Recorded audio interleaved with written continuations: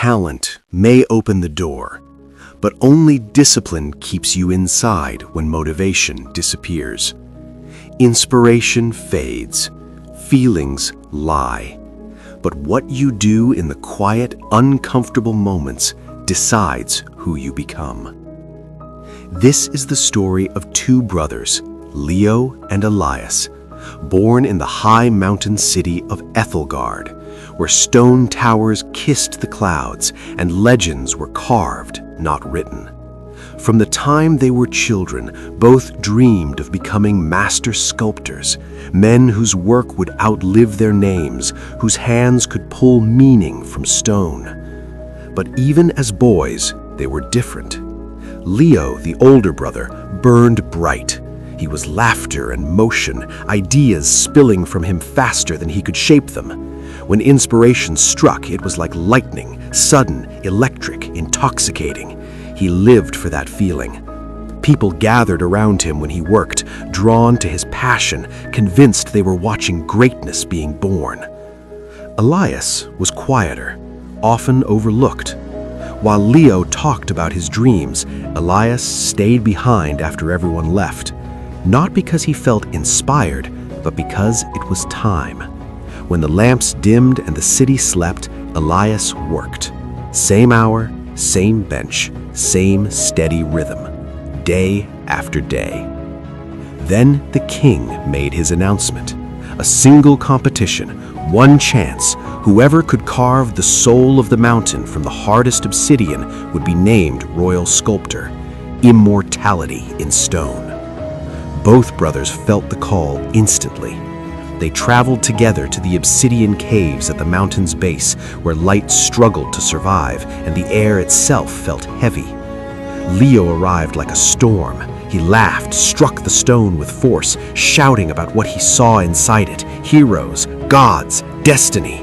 His hands flew when the vision was alive. Elias said nothing.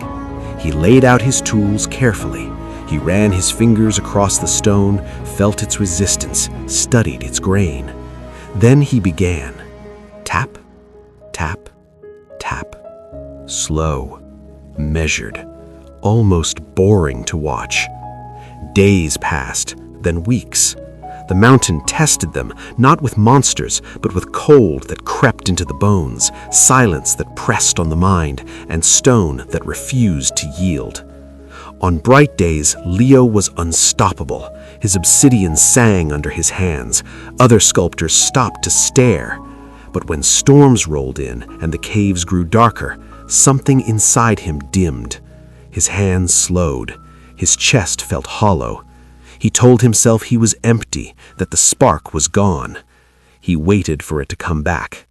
Hours turned into days, days into frustration. He wrapped himself in blankets, staring at the stone like it had betrayed him.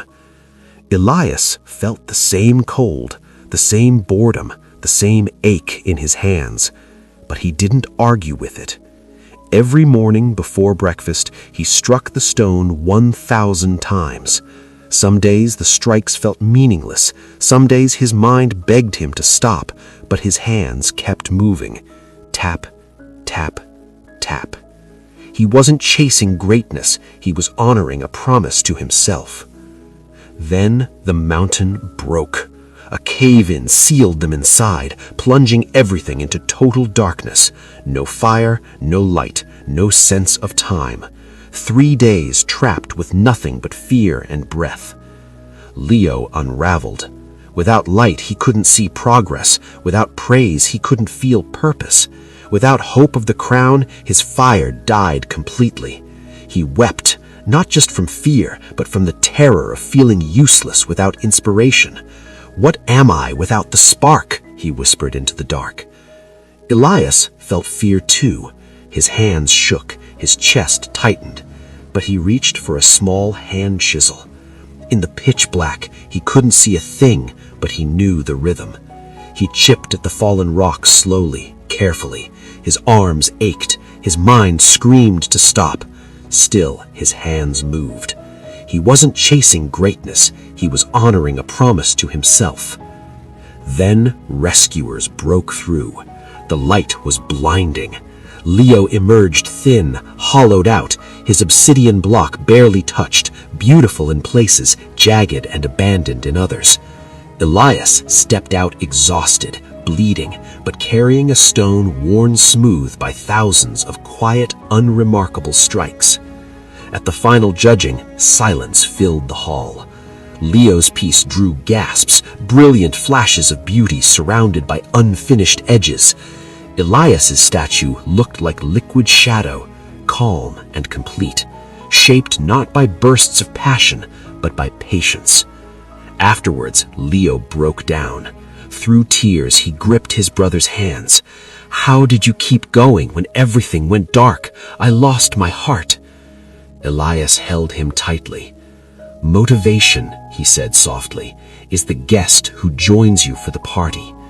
Discipline is the brother who stays with you to clean up in the dark." And that was the elixir Elias carried back from the mountain.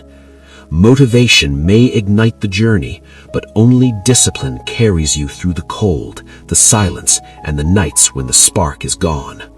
Subscribe for consistent motivational storytelling with life-changing lessons.